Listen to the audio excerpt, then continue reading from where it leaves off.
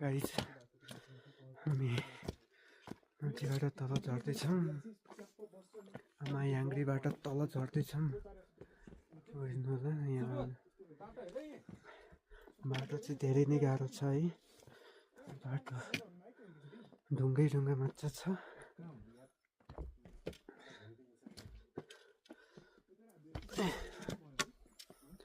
हेर्नु कस्तो बाटो डिफिकल्ट बाटो के यस्तो जे आइयो होइन, रमाइलो एकदम भयो, धेरै रमाइलो भयो। साथीहरूसँग आइयो। यदि तपाईँ पनि आउन चाहनुहुन्छ भने चाहिँ नजिक र सजिलो हुने गरी चाहिँ मैले गएकोमा आज अलि ठिक्कको चाहिँ मलाई चाहिँ यो मायाङ्ग्री नै ठिक लाग्यो। एकदम धेरै हिँड्नु पनि परेन। अब हिँड्न त अब अलिअलि त हिँड्नु परिहाल्यो होइन। हिँड्दै नहिँडिकन कहाँबाट गन्तव्यमा पुगिन्छ होइन। मन्तव्यसम्म पुग्नु त पर्दछ। मन्तव्यसँग पुग्नलाई अलिअलि नै मिहिनेत चाहिँ गर्नै पर्छ के। सो हामी अब तल झर्दैछौँ यहाँबाट।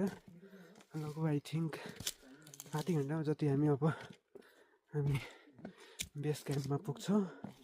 अनि त्यहाँ पुगेपछि अब चिया ब्रेकफास्ट के हुन्छ के खान्छौँ। अनि त्यसपछि अब त्यहाँ सोध्छौँ अब आज गाडी जाने के छ कसो छ होइन।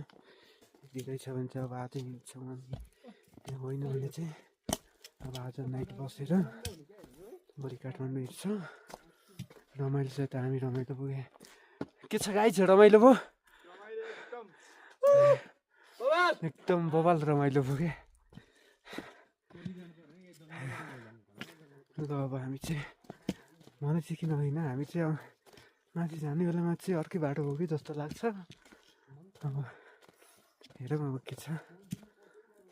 अब त लिने बेला अर्कै बाटो जस्तो लागिरहेछ। यहाँ चाहिँ होस् हामी तल बेस क्याम्पमा जसरी हिँड्नु पुग्नुपर्छ जुन बाटो जहाँबाट भए पनि त्यहाँ पुगेपछि एकदम धेरै थकाइ लागेको छ। त्यहाँ गएपछि एकदम रेस्ट गर्छौँ हामी। रेस्ट गरेपछि अब खाना चाहिँ कहाँ खाने हो त्यो चाहिँ फिक्स भएको छैन। अब खाना चाहिँ अब यही खाने हो कि तल गएर खाने हो कि के छ त्यो चाहिँ अब हेरौँ। हेर्दै जानु होला।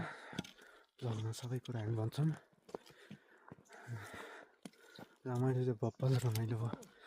सनराइज हेर्दा त्यस्तो दामी। हामी सनराइज हेर्नको लागि बिहान 3 बजी हिँडेको थियौँ। 3 बजेपछि त जस सन